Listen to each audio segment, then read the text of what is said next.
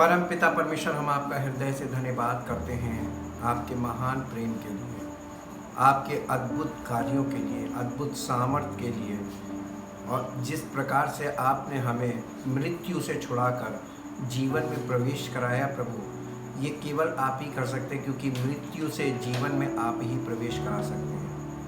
हम धन्यवाद करते हैं आपके महान कार्यों के लिए जो पवित्र आत्मा के द्वारा आप हमारे जीवन में करते जा रहे हैं, और प्रतिदिन आपकी करुणा हमारे जीवन में प्रति भोर नई होती है, और प्रतिदिन आपकी सामर्थ्य हमें नया मनुष्यत्व में बदलती है, हमारे अंदर नए मनुष्यत्व को बढ़ाती है, पैदा करती है, और हमें आपकी उपस्थिति में ले जाने के लिए तैयार करती है। हम धन्यवाद करते हैं।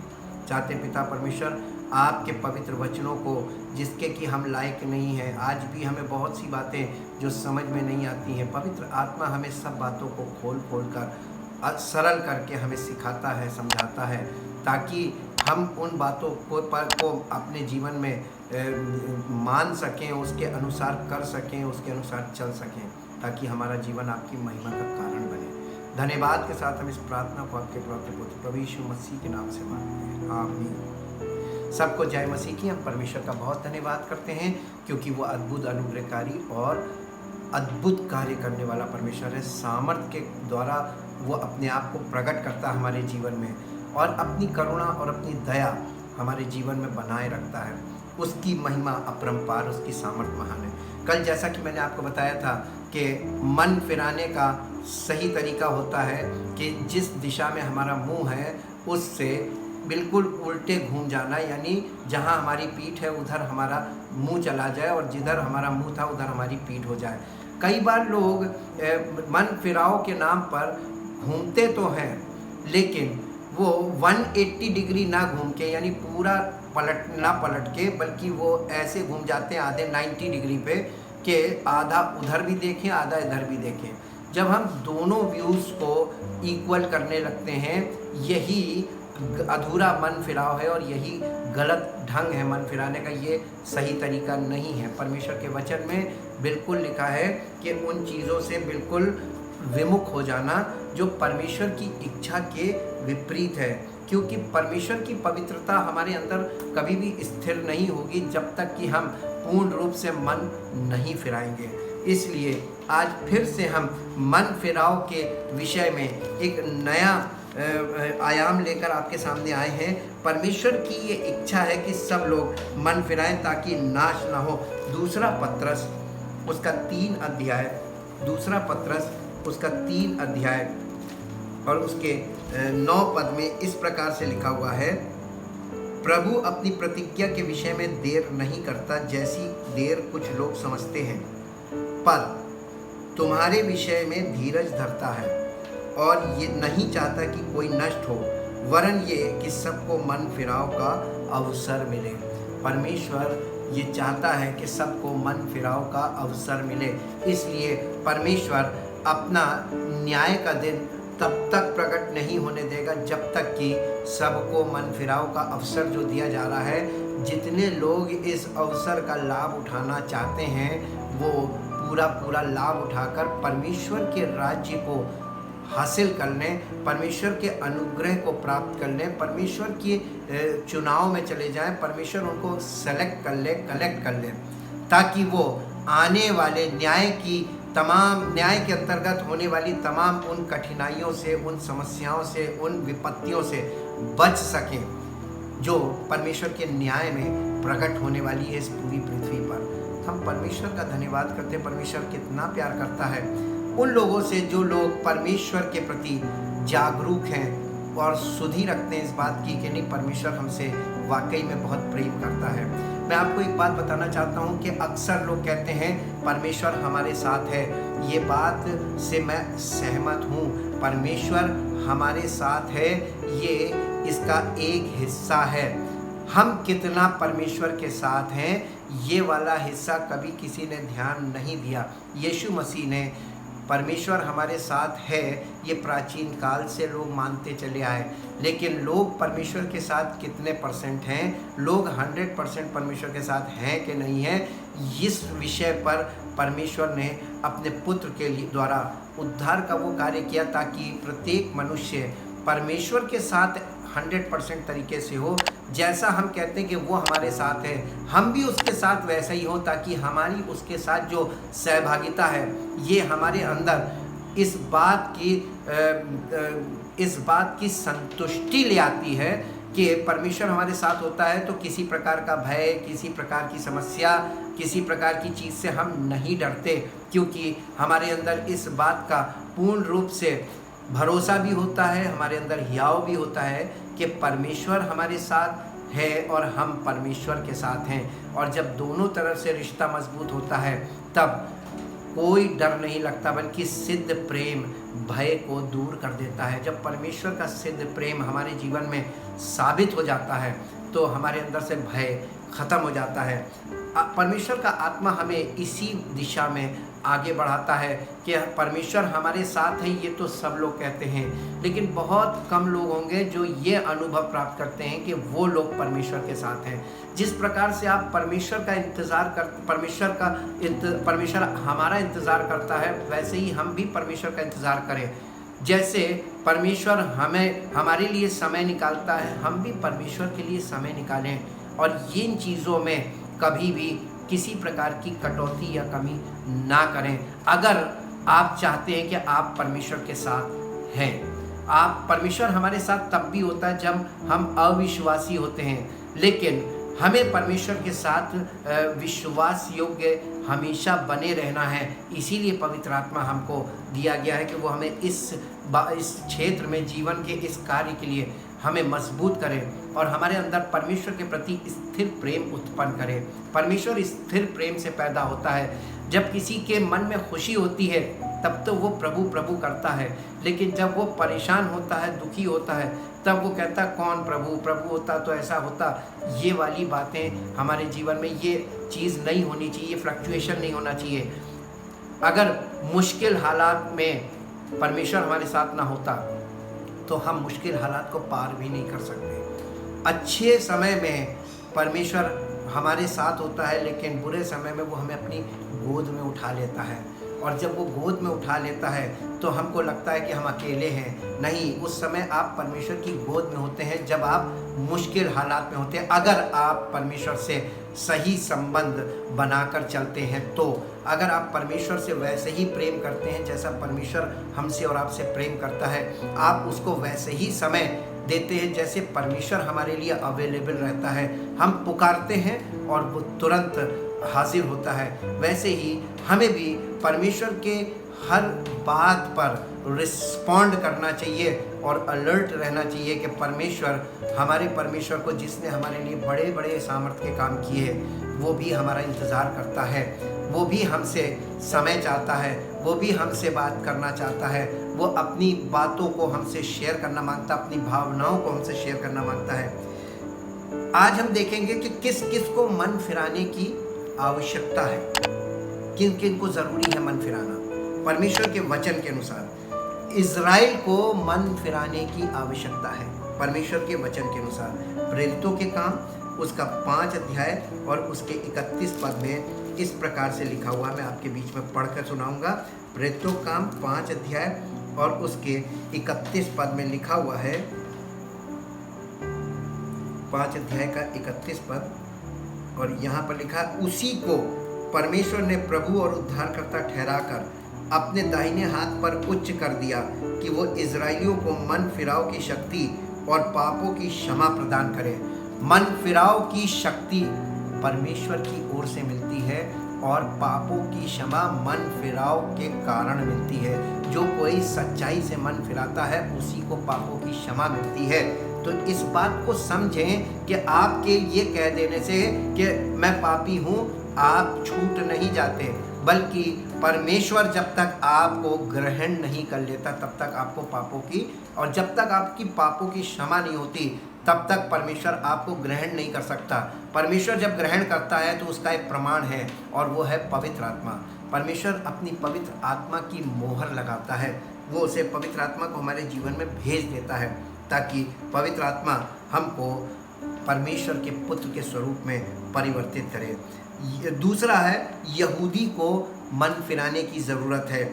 प्रेरितों के काम 20 अध्याय और 21 पद, प्रेरितों के काम 20 अध्याय और उसके 21 पद में यहाँ इस प्रकार से लिखा है। 20 अध्याय के 21 पद में, वरन यहूदियों और यूनानियों के सामने गवाही देता रहा कि परमेश्वर की ओर मन फिराना और हमारे प्रभु यीशु मसीह पर विश्वास करना चाहिए।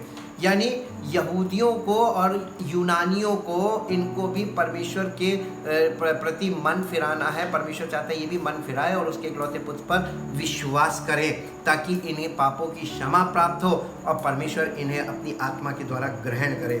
और फिर तीसरा है यहूदी और अन्य जातियों को, यहूदी और अन्य जातियों को। इसके लिए मैं आपके बीच में पढ़ूंगा लूका रचित सुसमाचार, प्रेरितों काम 26 अध्याय का 20 पद, प्रेरितों काम 26 अध्याय का 20 पद। और यहाँ इस प्रकार से लिखा हुआ है, परंतु पहले दमिश्क के, फिर यरूशलेम के और तब यहूदिया के सारे देश के रहने वालों को और अन्य जातियों को समझाता रहा कि मन फिराओ और परमेश्वर की ओर फिरकर मन फिराओ के योग्य काम करो। मन फिराने का मतलब ये नहीं है कि आपने अपने मन में ये ठान लिया, मन में मान लिया, बस अब आपको कुछ नहीं करना है, अब हम जो चाहें वो कर सकते हैं, हम परमेश्वर हमसे प्यार करता है। ये धोखा है। मन फिराने का मतलब मन फिराओ के योग्य काम करो। वो काम तुम्हारे जीवन से ये साबित हो कि ये व्यक्ति परमेश्वर को मानने लगा है, ये व्यक्ति परमेश्वर में मन लगाने लगा है, इस व्यक्ति का परमेश्वर के साथ संबंध हो गया है। आपकी इच्छा और भावना इसमें बहुत प्रगटीकरण का काम करती है। अगर आपके अंदर शारीरिक इच्छाएं भावनाएं वैसे ही उछाल मार रही हैं जैसे शारीरिक जीवन में शारीरिक लोगों के अंदर होती हैं, इसका मतलब अभी आपका मन फिराव का काम सही नहीं हुआ, आपने सच्ची तरीके से मन नहीं फिराया और आपके जीवन में परमेश्वर ने आपको एक्सेप्ट नहीं किया है। इसीलिए आपके जीवन में, ऐसे लोगों के जीवन में प्रतिदिन उतार चढ़ाव देखने को मिलते हैं। कभी तो ये बहुत प्रसन्न होते हैं और कभी बिल्कुल उदास होते हैं, निराश होते हैं, हताश होते हैं। और इनके जीवन में ये प्रतिदिन का जो इनके माइंड में जो प्रतिदिन का उतार चढ़ाव है, ये इस बात का सबूत बन जाता है कि इन्होंने मन नहीं फिराया और परमेश्वर ने इन्हें ग्रहण नहीं किया है। परमेश्वर जिस व्यक्ति को ग्रहण करता है उस व्यक्ति के जीवन में मानसिक तौर पर स्थिरता आ जाती है। वो हर परिस्थिति में नॉर्मल रहता है, ना बहुत ज़्यादा वो उत्साहित होता है खुशी में और ना बहुत ज़्यादा निराशा में वो जाता है। वो अपने आप को हर परिस्थिति में बिल्कुल स्थिर स्वभाव में बना रहता है। ठीक है, सब कुछ जीवन में आता और जाता रहेगा, लेकिन हम परमेश्वर के साथ हैं, परमेश्वर हमारे साथ है, वो हमें संभाल रहा है और उसके मन में स्थिरता होती है। मानसिक तौर पर वो स्थिर मानसिकता वाला व्यक्ति बनता है। सब जातियों को मन फिराने की ज़रूरत है। लूका रचित सुसमाचार उसके 24 अध्याय के 47 पद में इस प्रकार से लिखा है, और यरूशलेम से लेकर सब जातियों में मन फिराव का और पापों की क्षमा का प्रचार उसी के नाम से किया जाएगा, यानी यीशु मसीह के नाम से। यानी सब जातियों को मन फिराने की आवश्यकता है।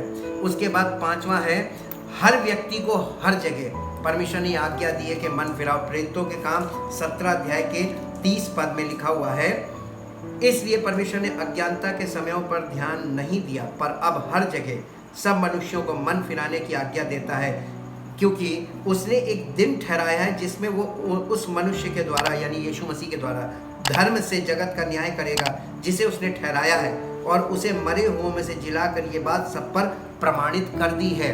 और परमेश्वर का हर कार्य प्रमाणित कार्य होता है। जैसे उसने अपने पुत्र को प्रमाणित कर दिया जिलाकर, वैसे ही हमें भी पुत्र के साथ जिलाकर प्रमाणित करेगा कि उसने हमें पवित्र आत्मा के द्वारा चुना है। और इसलिए हमारे जीवन में दूसरा जो बड़ा काम होगा, अभी हमें पापों से मुक्ति मिल रही है, पवित्र आत्मा के द्वारा हमें ग्रहण किया जा रहा है, और आने वाले समय में अपनी पवित्र आत्मा के द्वारा हमें वो जीवित प्रकट करेगा, यानी पुनरुत्थान की देह के रूप में हमें प्रकट करेगा, यानी मृत्यु पर हम जयवंत होंगे। इसलिए छठा पॉइंट है, कलीसिया को भी मन फिराने की आवश्यकता है। प्रकाशित वाक्य में चलेंगे और उसका अध्याय 2 निकालेंगे। प्रकाशित वाक्य 2 अध्याय। जब लोग इंडिविजुअली और आप समूह में भी देखिए, हर जगह उसने मन फिराने की आज्ञा दी, और सबसे अंत में जाकर उसने प्रकाशित वाक्य में 2 अध्याय के 4 पद में लिखा हुआ है, 2 अध्याय का 4 पद, यहाँ पर लिखा है, पर मुझे तेरे विरुद्ध ये कहना है कि तूने अपना पहला सा प्रेम छोड़ दिया। ये इफिसुस की कलीसिया को चिट्ठी लिखी गई और ये यीशु मसीह की ओर से लिखा जा रहा है। इसलिए स्मरण कर कि तू कहाँ से गिरा और मन फिरा और पहले के समान काम कर। और इसके बाद आप देखेंगे इसमें 5 कलीसियाओं को डायरेक्ट ये आदेश दिया गया है, मन फिराओ, मन फिराओ, मन फिराओ। अर्थात आज मन किस किस को फिराना है?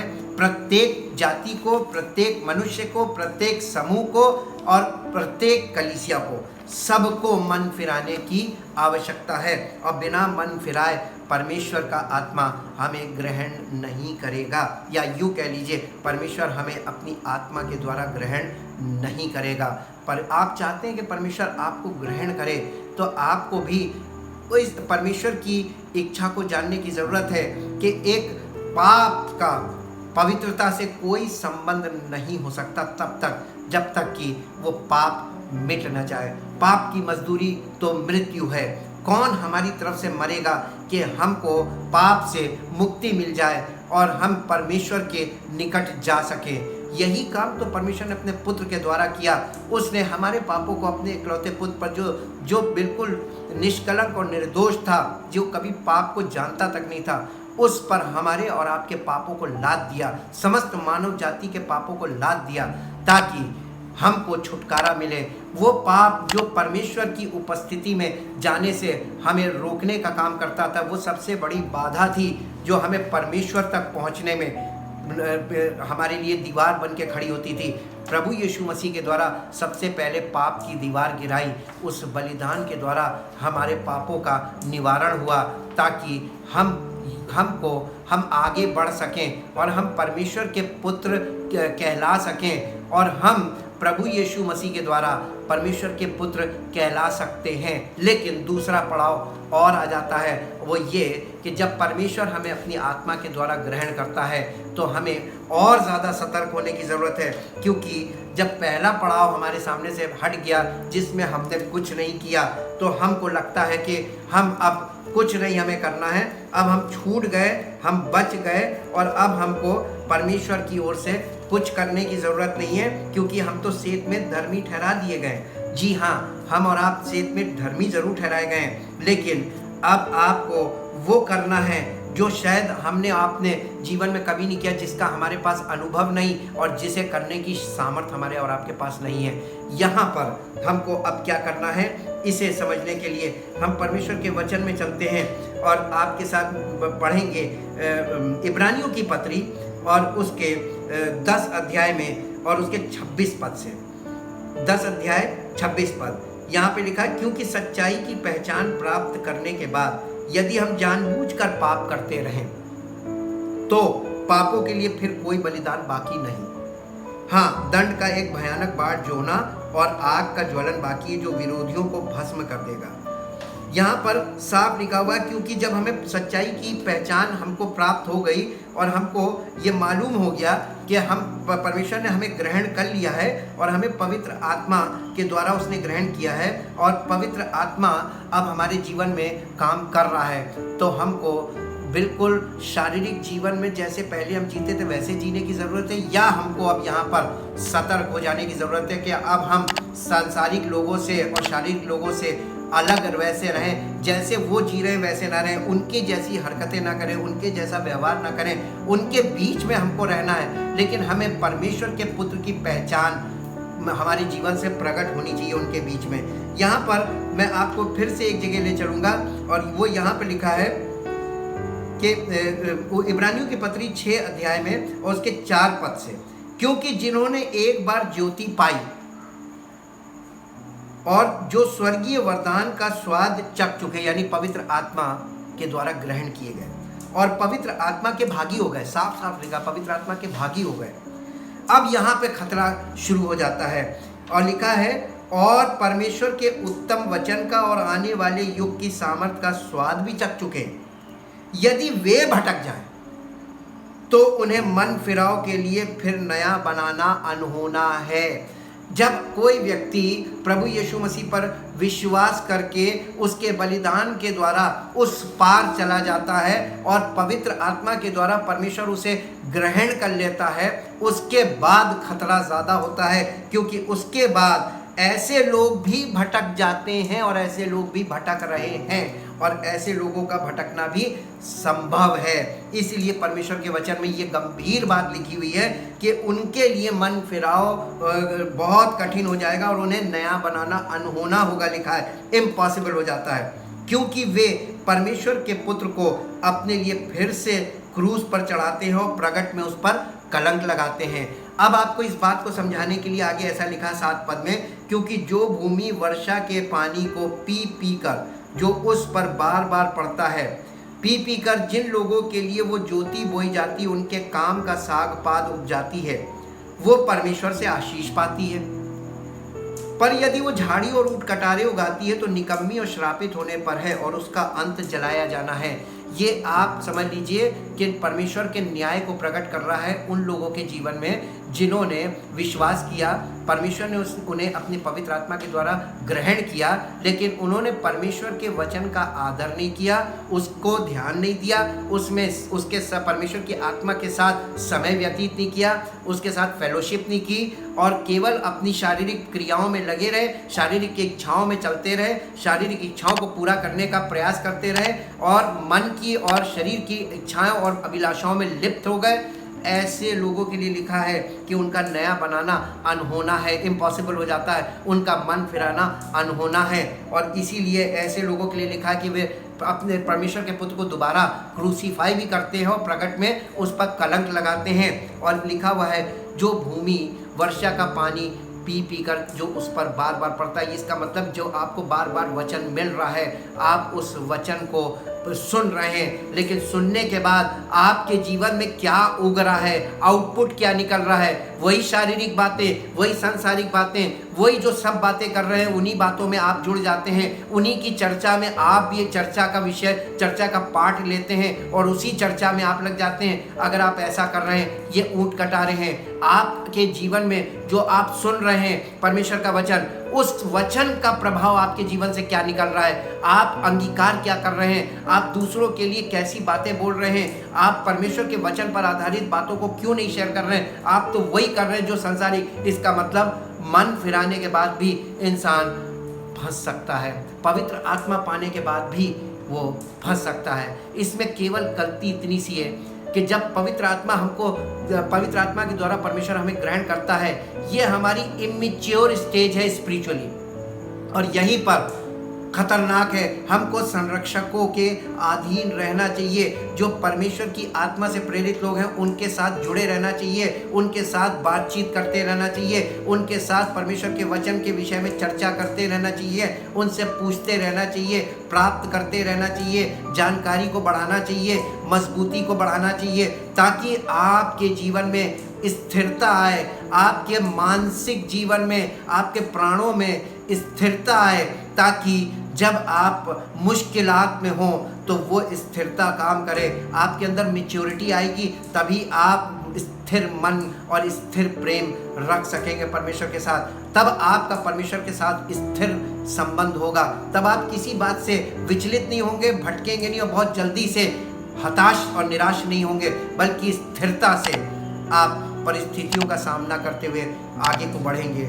इसीलिए परमेश्वर के वचन में लिखा है कि परमेश्वर के अधीन हो जाओ और शैतान का सामना करो तो वो तुम्हारे पास से भागेगा। पहले अधीन तो हो जाओ, पूरी तरीके से मैच्योर हो जाओ, परमेश्वर की आत्मा के वश में हो जाओ। अधीन का मतलब, परमेश्वर के अधीन हो जाने का मतलब है पवित्र आत्मा के वश में हो जाना, ताकि बिना पवित्र आत्मा के ना तो हम बोलेंगे, ना हम कोई ऐसा काम करेंगे जिससे परमेश्वर भी नाराज़ हो, और परमेश्वर से आत्मा से प्रेरित व्यक्ति भी अगर आपको गलत देखेगा तो उसको भी बुरा लगेगा, और उसको बुरा लगेगा तो उसके जीवन में परमेश्वर का आत्मा है तो परमेश्वर को भी बुरा लगेगा। इसलिए जो कर रहे हैं उसको करने से पहले सोचिए कि क्या ये परमेश्वर का पुत्र होने के नाते ये मुझे उचित है कि मैं ऐसा करूं।